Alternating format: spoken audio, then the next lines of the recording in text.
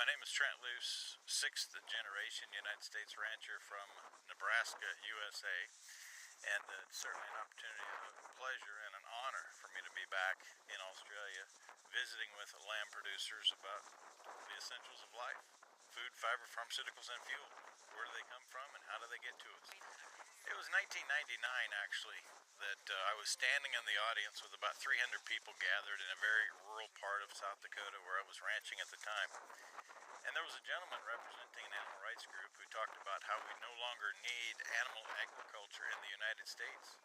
And it was something about the way that he said that, about the way the people responded to him saying that I began to recognize that if those of us that get our hands dirty producing food, fiber, pharmaceuticals, and fuel don't start telling the story of where, how, and who actually produces food, the general public is going to begin to believe this guy.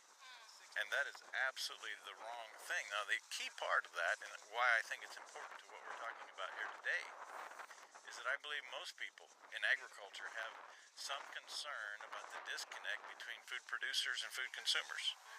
And if I can in any way, shape, or form contribute to motivating those people who are in the business of food production to do a better job of educating the non-farm public about where and how their food comes from, that's a success story. So I found a way to get my voice heard, and I continue to seek every avenue and opportunity to motivate people that are in the business to do a better job of communicating, and myself visit with those who are in the business at being a better advocate.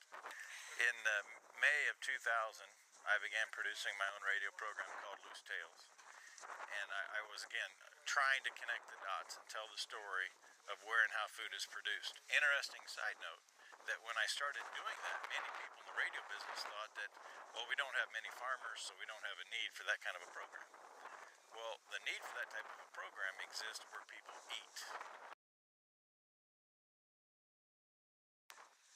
With the advent of social media, it's easier for everybody to get their story across.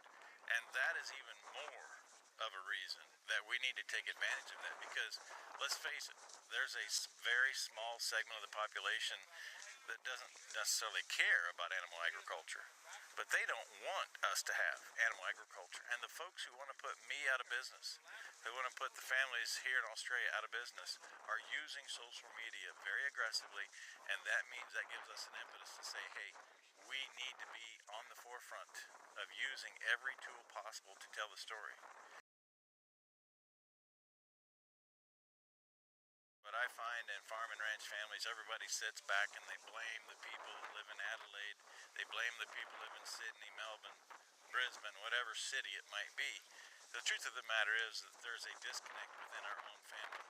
And we have members of our family that married and moved off somewhere else, and they begin getting this deluge of misinformation, and they begin believing it themselves. And so if you start listening at family gatherings to what your own family members, maybe it's a cousin, maybe it's an aunt, the information that they're getting, that in itself will fuel your desire to do a better job of making sure that people get accurate information about how their food is actually produced and the safety of it.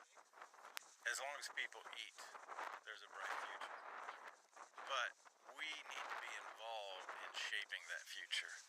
We have the opportunity to implement technology unlike any of the previous 5 generations of U.S. farmers in my family.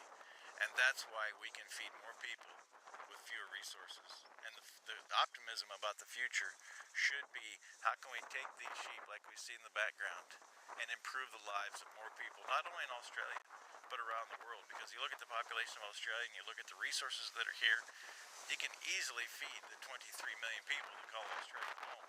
But what we need to be a part of is a solution in using fewer resources to feed more people globally, to the tune of what we're told is going to be 9.2